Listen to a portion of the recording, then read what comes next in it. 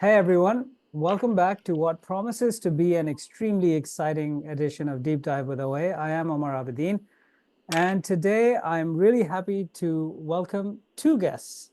You get two for the price of one this particular edition.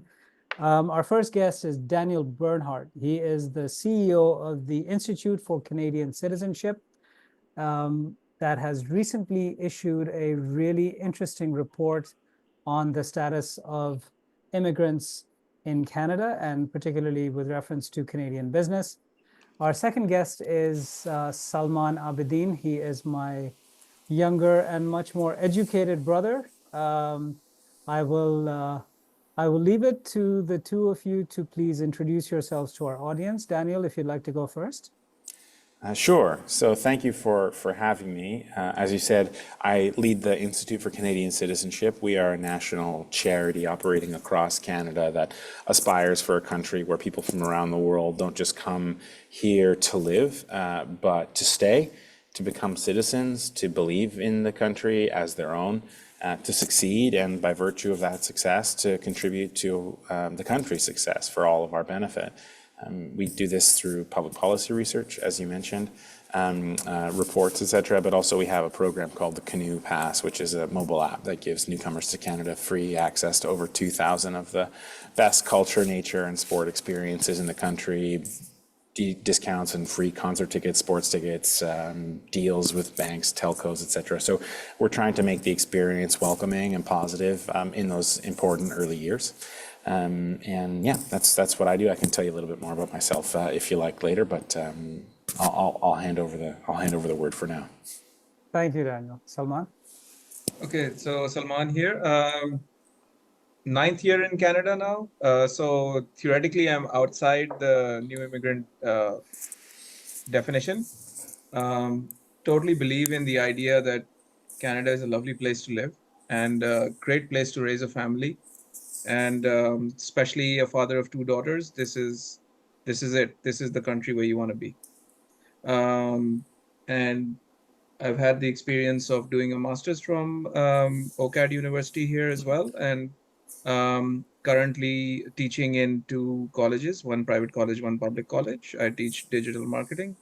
So that's the area that I work in, and looking forward to this conversation. The report is truly, it's got some really interesting nuggets in there. Looking forward to it.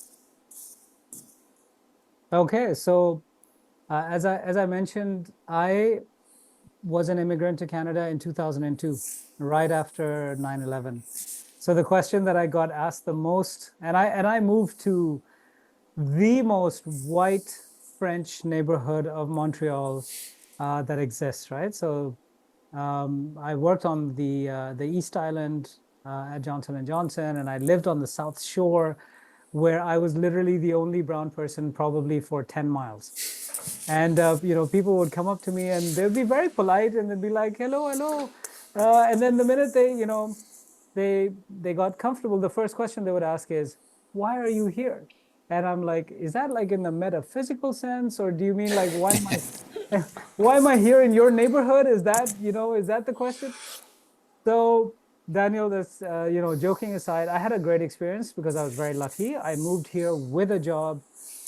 Johnson & Johnson, Saudi Arabia, arranged a set of interviews for me with J&J in Montreal, and they made me an offer, and I moved across, and it was painless. Absolutely the best way to immigrate anywhere in the world, and highly recommended to anyone who can do it. With that, your report finds many interesting areas of discussion. So can we talk about some of those things? Sure. Well, it's not a good idea to insult people who have you on their show, but at the risk of doing so, I'll just say, you're more of a typical immigrant than I think many people to Canada realize.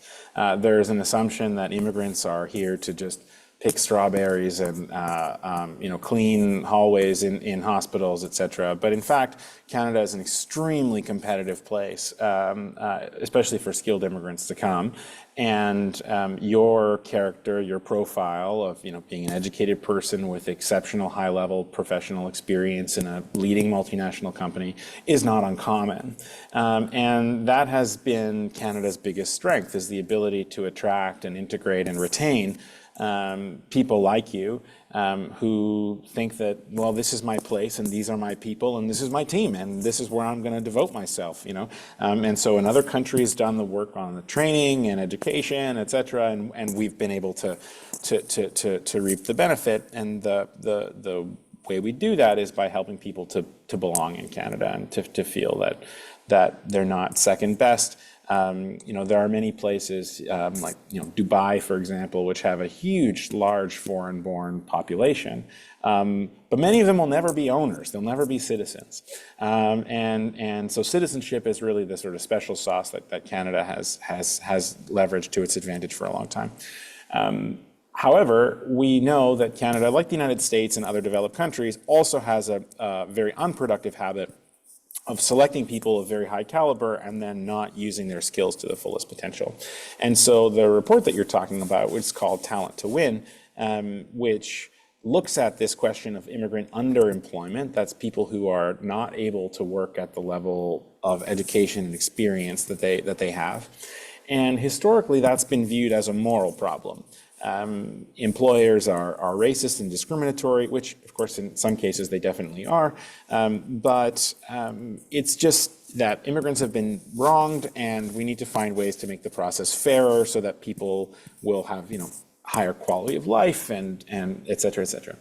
We wanted to view this from a different perspective because we started in 2022 with this report, and we had a high-skilled labor shortage on the one hand, right? Very chronic labor shortages in professional areas across Canada, and chronic underemployment of high-skilled people at the same time, which my economics teacher would tell me is not possible to coexist.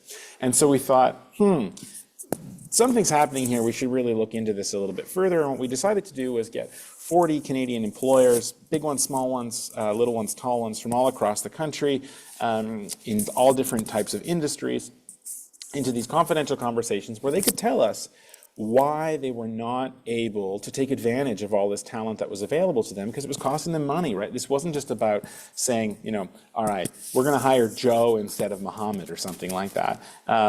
Joe's not around, and you're still not hiring Muhammad, and you're losing money. So what's the problem here? and what they told us was actually very, very interesting, that it's difficult, for example, for companies at the firm level to be able to actually understand the cultural context of another place. So if you went to a university in Indonesia or the Philippines or Nigeria, is that university the Harvard of that country, or a sort of, quote, lesser company? If you worked at a bank, is that some sort of fly-by-night cash and carry place, or is it a leading financial institution? And the world is very big, and low-level hiring managers especially just don't have this knowledge. So the company started to share with us some of their own challenges, and I would say frustrations. Many of these people were senior people within the companies who were trying to drive change because they recognized that teams with more global experience made more money, were more successful, that people there made more bonuses, that the managers did better. Many of them had actually collected this data, and so they were trying to share it within the enterprise for the self-interest of the enterprise.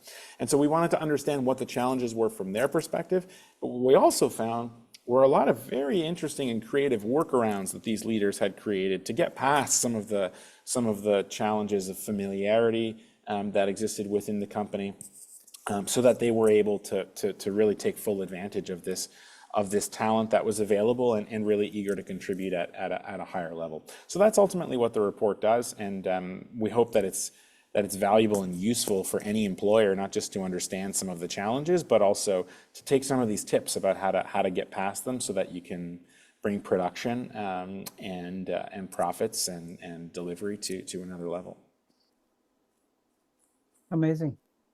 Salman, I noticed your eyebrows going up and down a couple of times. So do you want to start? Sure. So one of the key challenges that I noticed in the report, and I really resonate with it, is this idea of a culture of non-ambition, and somehow that really resonates with anyone who's worked on at any higher level and immigrated to Canada. Everyone just feels the pace is completely different, right? It's like you've suddenly come down from fast gear to a really slower gear, and no one, it takes a long time to figure out what's going on. Why is that? And some of it may be what you've identified as non-ambition, and there may be other cultural factors of why the business pace is slower. But I just wanted to understand, when you say there's a culture of non-ambition, what does that actually break down into? What does it mean?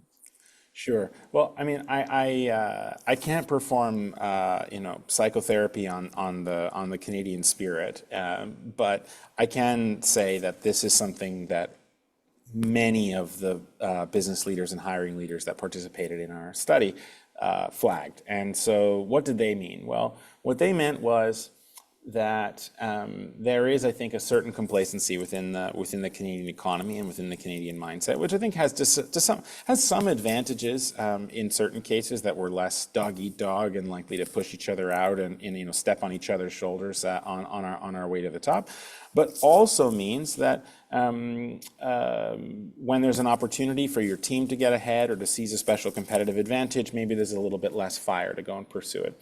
And so they were frustrated by finding, for example, that teams that had incorporated global experience more effectively were more profitable. And they thought, well, if I just go show everyone this, then that'll just solve it, right? And people will say, oh, sign me up.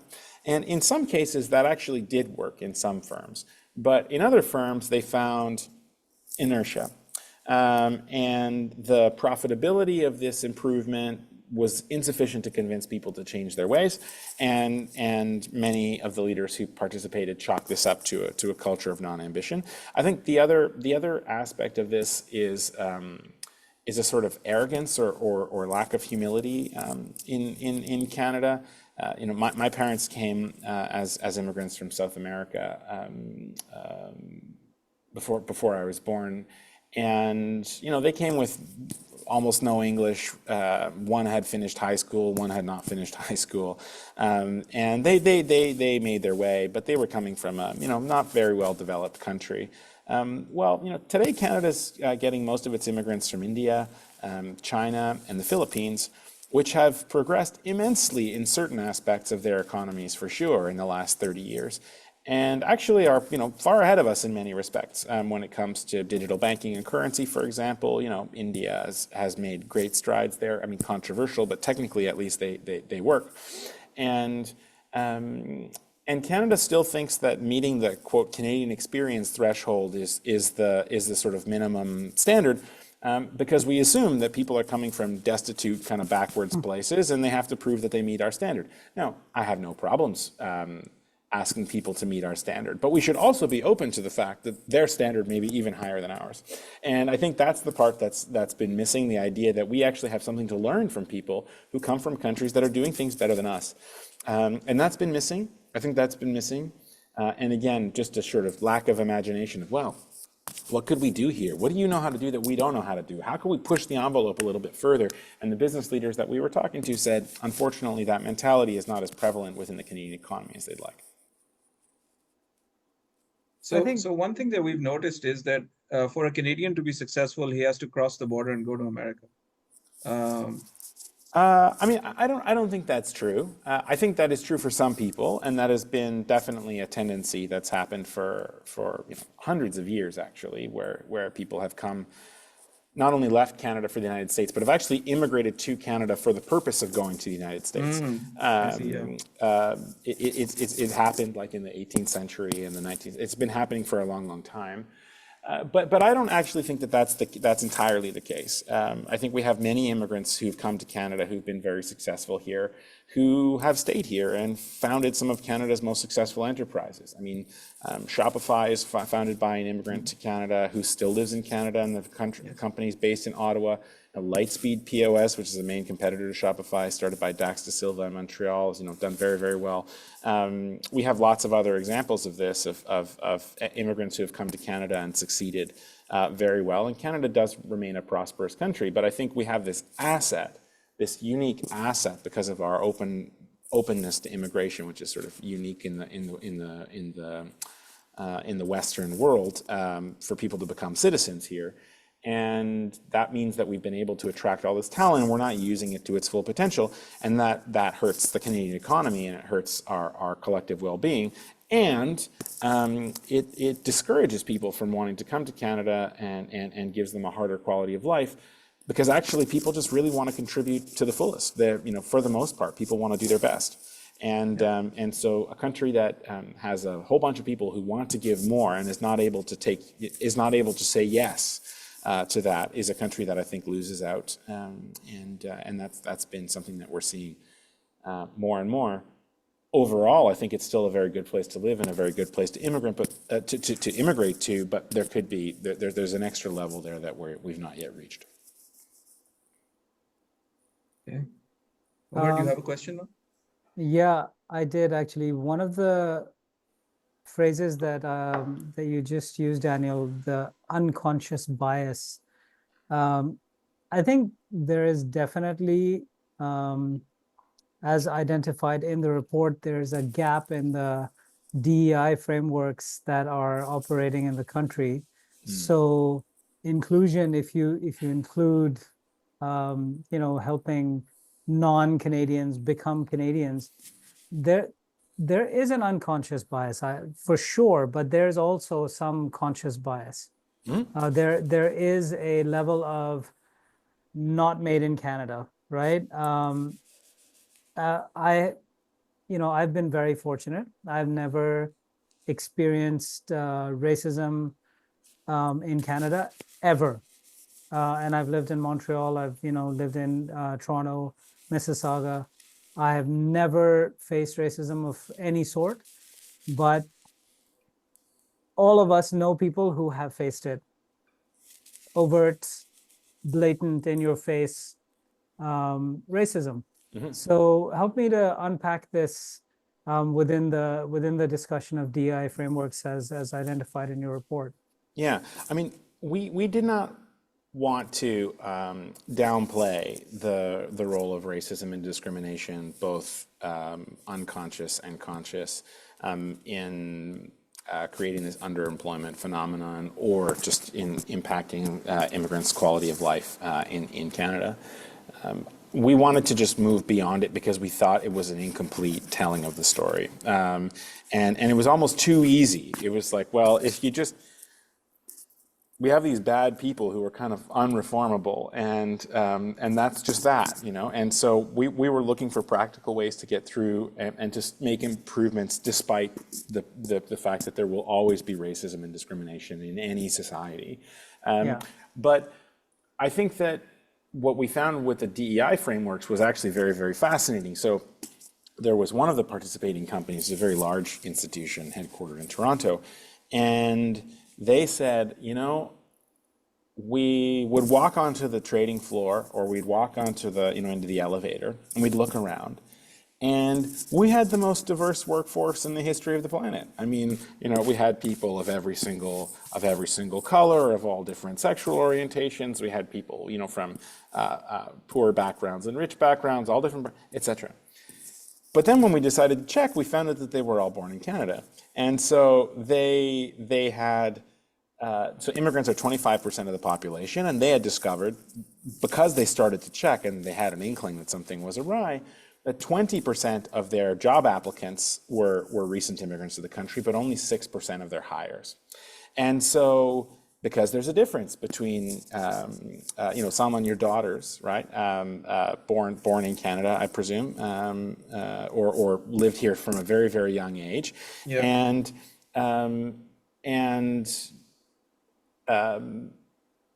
they will look like you, but their experience of life will be very different than you. Absolutely. And so what we found is like a lot of companies that were trying to do their best to diversify their workforce and gain all these different perspectives, but what they were actually doing was getting a whole bunch of people who look very different, who had fairly similar educational and life experiences.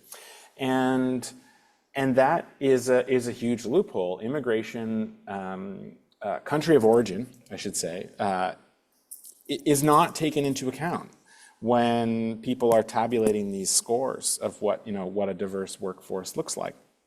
And it's just a blind spot. It's just a blind spot. Like they really just didn't think of it. They assumed that obviously people from all different countries of the world who look different ways came here at some point because of immigration, and therefore we kind of had it covered. But if you can be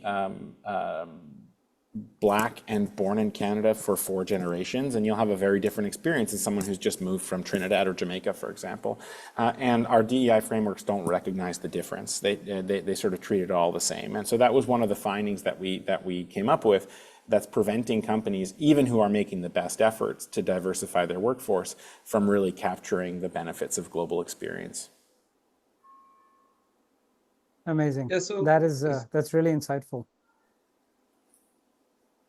So can I just ask a question? I wonder if it was captured in the long form report, because we read the summary, which I don't is blame that, no, it's fine. I'm quite good with reading long form too, but I couldn't find it online. So I was just wondering about, so if we were to capture the immigrant status in DEI, would that matter? I mean, that's a good question. I can't say conclusively, of course. What I can say is that many of these companies, especially the larger companies, have taken DEI very seriously. Yes. Have public disclosures. The board is monitoring, and executives are accountable for adherence towards these frameworks, and they've invested quite a lot to come into compliance with what they think is a diverse workforce that really represents the country fairly and equally, not just for moral reasons, but because they believe that capturing a wider variety of experiences and perspectives is lucrative and profitable and productive. So these frameworks, at least for now, are the best that we have for real accountability against which executives are measured. And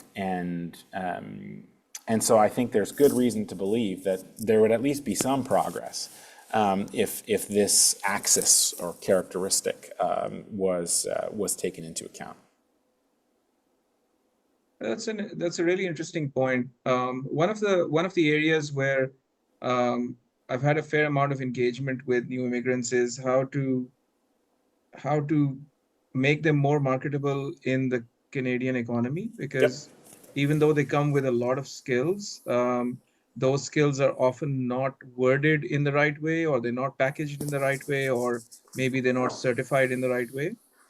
And I know that a lot of organizations work in that space where they try to recertify or to kind of bridge.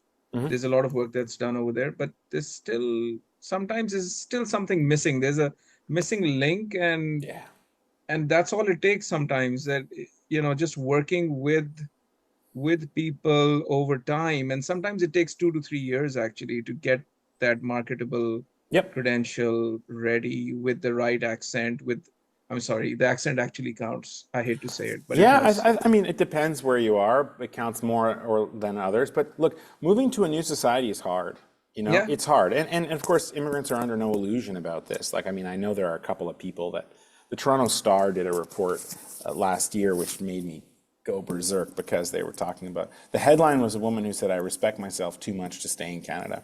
And it was a full front page and then a full centerfold. And only at the end of the centerfold did they reveal that she had only looked for work for 3 months before getting fed up and leaving. And so there was obviously a sense of entitlement there, but that's really the exception, not the rule, right? People understand. Yes.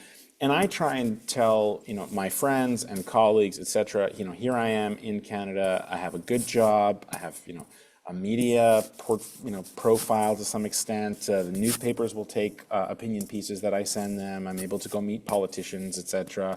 Like, I'm established and experienced here. But if you drop me in Delhi tomorrow, I promise that I would not just suddenly, recover my current status and level of accomplishment. And that's okay. And so people are coming into this with no illusions.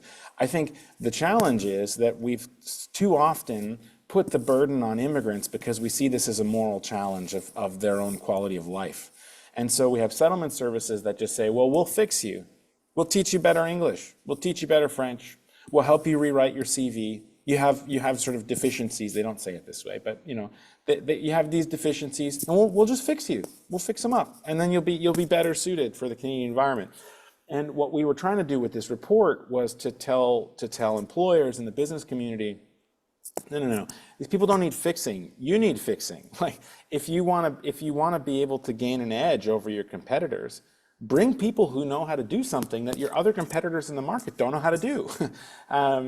View this in a different way. And so I think that, we could help to make people more marketable and work on accents and all that kind of stuff. And I'm sure that would help to some extent. But really, there's a cultural thing within the economy, within the workplace culture, that needs to recognize this is an asset, not an obligation. This is not something you do to be nice. It's something you do to win, to achieve, and to perform. And so that's the message that we're trying to share. And I think people who come to it from that perspective will be much more open to people with different experiences, because they're looking for that edge. They're looking for that difference. They're looking for something unique, as opposed to just expecting people to fit in. So. That I think is just how the economy loses out. But also the narrative that we've put on people is just, well, we'll just fix you up and it'll take a little time and you'll kind of get used to it.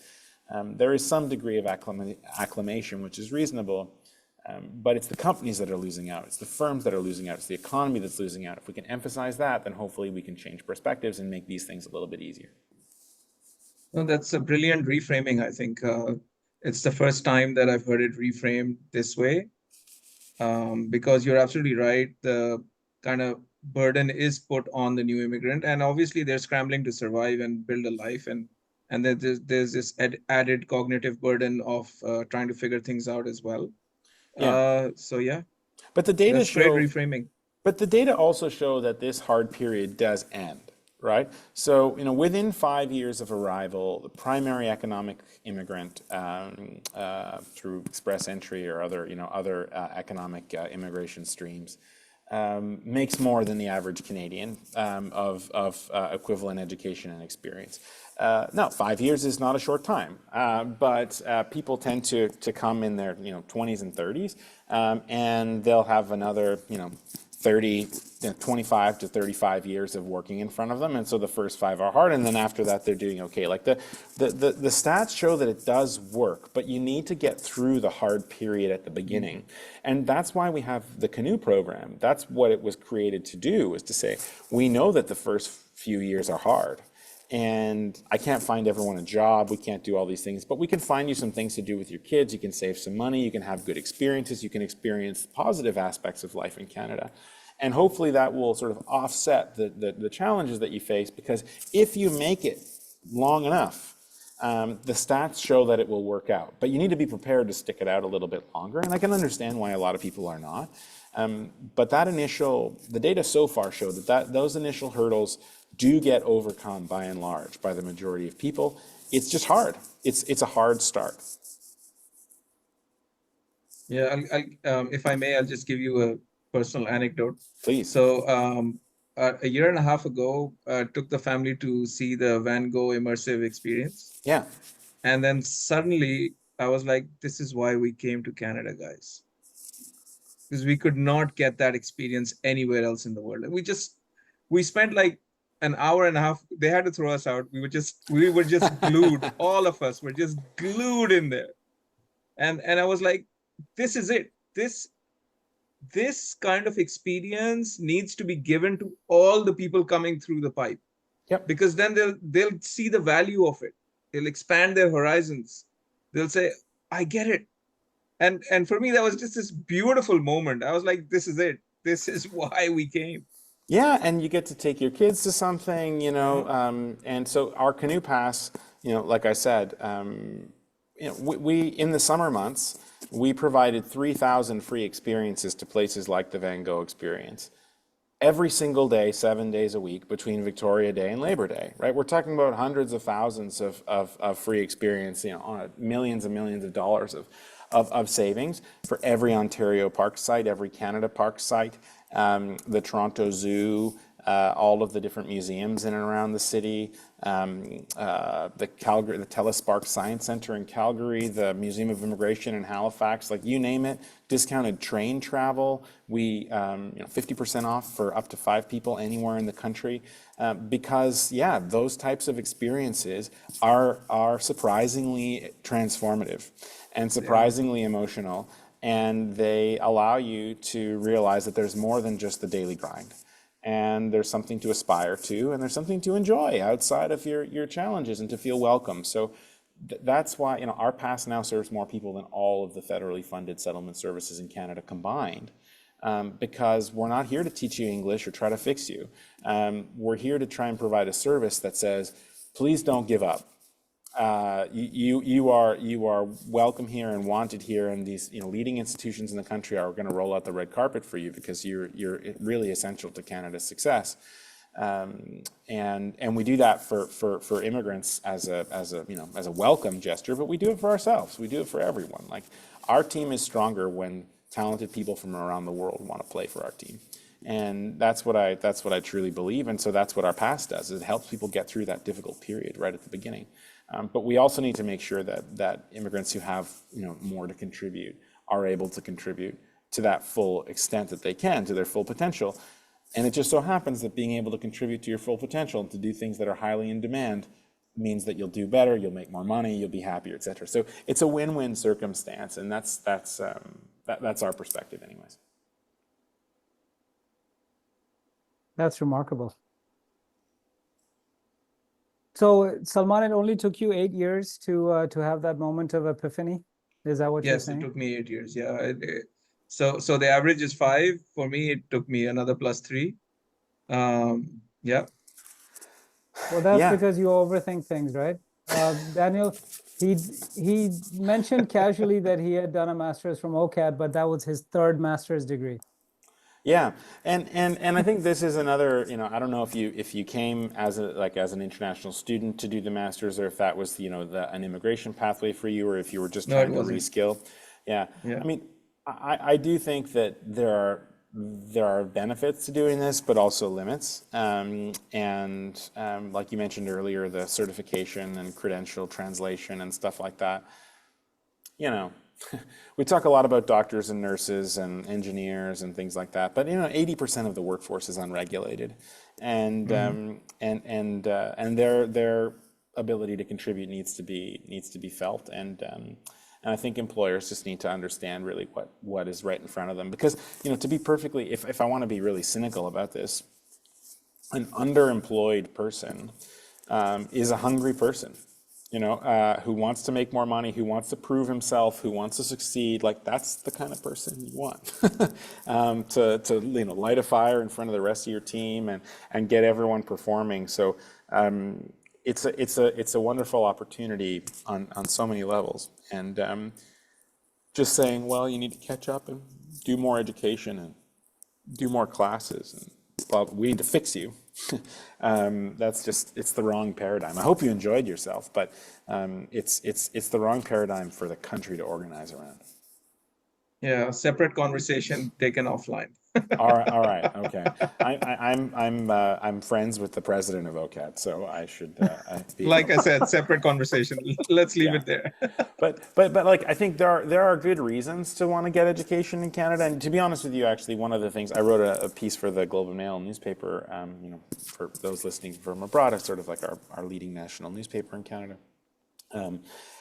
In March, when the government announced restrictions on international students, saying this is maybe not a good idea, because actually the normal barriers to immigrant success, which are credential translations and Canadian experience, issue, like lack of Canadian experience. International students don't have that because they have a Canadian credential that every employer recognizes, and they're able to get into the same internships and job training and all that kind of stuff that Canadian students are. And as younger people, they're not expected to have experience. So actually, this could be a very valuable pathway for us to get past some of these blocks. And in Germany, international students are like the most coveted immigrants because they've shown that they can speak the language and they can do well in the culture. It's like a try before you buy sort of thing, as opposed to people just being dropped there and hope for the best. So even then, like, I think that the education system has a lot of untapped potential as an immigration and skills pathway for Canada if we use it more smartly. Amazing. I guess one final question before we close. What can we do in terms of immigration policies that make it easier for people to actually feel like they belong sooner than 7 years in to the experience? I mean, if the immigration minister is listening, of course, they can help us to expand our canoe program, which we've been trying to do.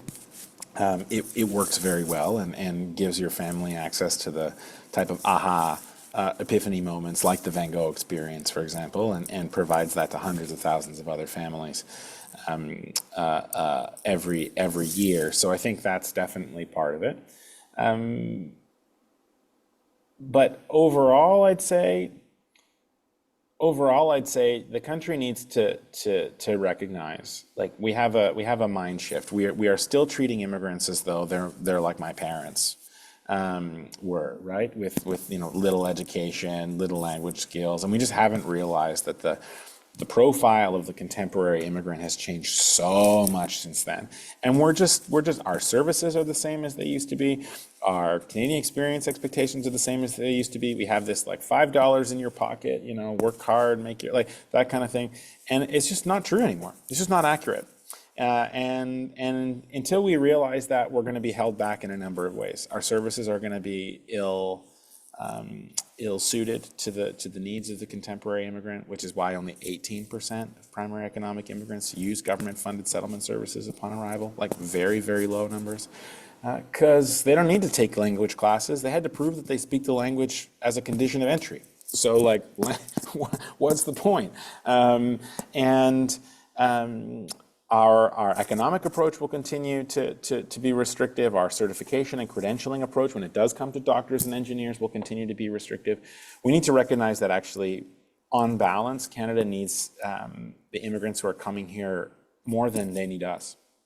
Not always in that case. It's not always the case, but it's often and increasingly the case. And until we can get our heads around that and get our heads into that paradigm, we'll continue to miss the mark.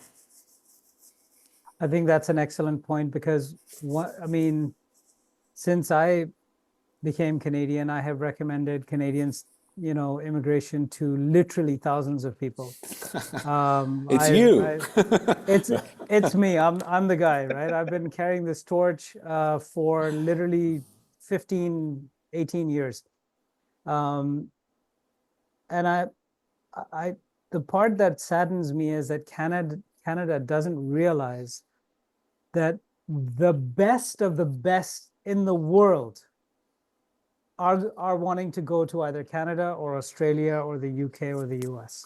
Yeah. Getting to the US is impossible, right? Unless you win the frickin' lottery. And unreliable, because you have to enter the lottery every 3 years, or in many cases, right? So you can get in and then get kicked out again. That's just rolling the dice, right? That's not a process. And it's going to get worse, right? Yeah, for sure. Yeah. So unless you have a relative who's willing to sponsor you, in which case you wait 7 years and then, then the process starts, blah, blah, blah. Mm-hmm. So Canada has the opportunity to build an elite intellectual capital class. Yeah. And just enable that class to do shit. Just get out of their way and let them do shit. Let them build stuff.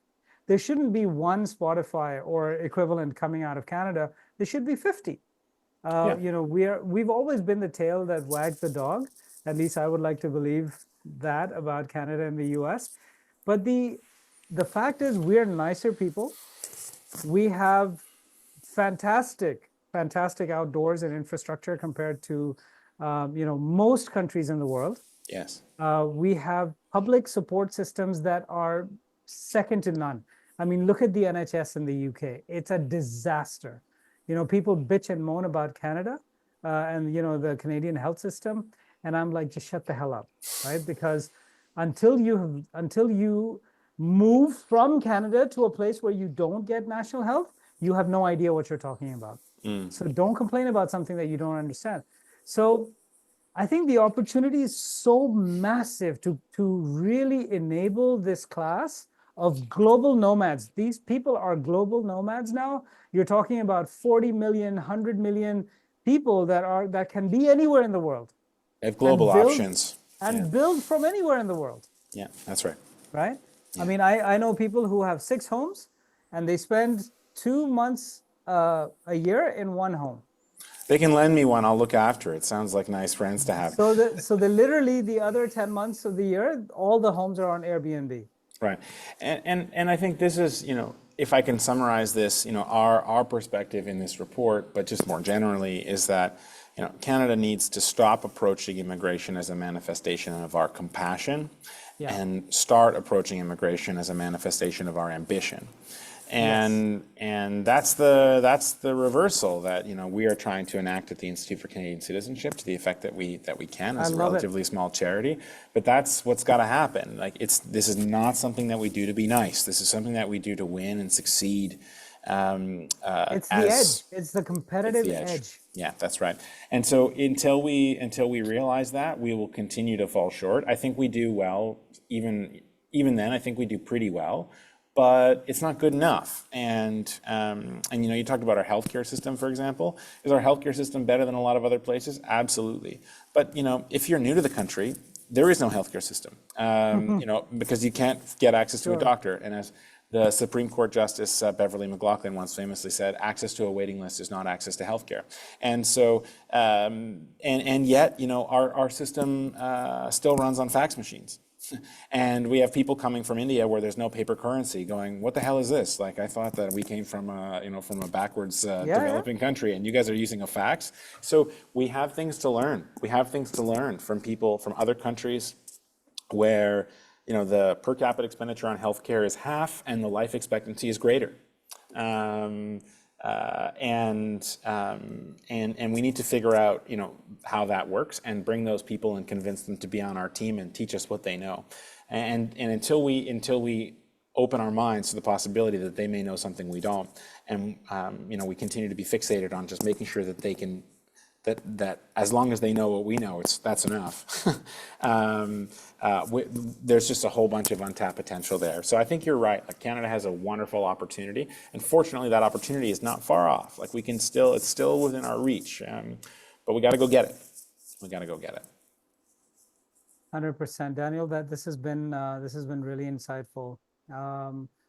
I know I speak for myself, but I'm sure Salman will echo this as well. If there's anything we can do to help, if you guys have like an advisory board that, you know, that meets once in a while to talk about issues and how, you know, things can move forward, please count on me. I'm more than happy to help.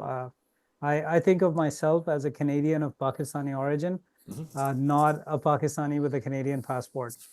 So because, you know, I really subscribe to the values of the country.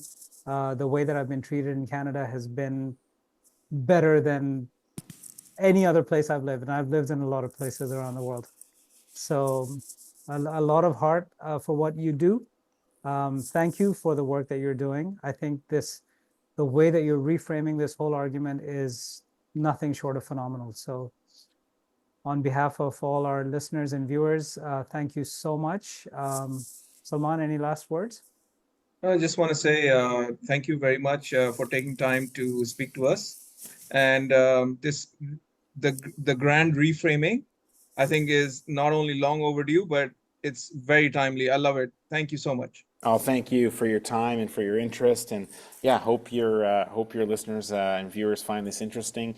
If you are new to Canada, a permanent resident within the last 5 years, you can download the Canoe app from the Google Play or Apple App Store, CANOO, and sign up there. It's free to use. If you are a little later in your journey and not eligible to use Canoe, but do support what we're doing, we are a charity. If you're interested in making a donation, you can do that at inclusion.ca. It's tax deductible if you live in Canada. So yeah, we welcome your support, but most importantly, just spread the message. I think Canadians need to understand this opportunity in precisely the way that you framed it, and hopefully this is part of getting that perspective to just travel a little bit further. Thank you, Daniel. Thank you, Salman, for a really interesting and mind-expanding discussion.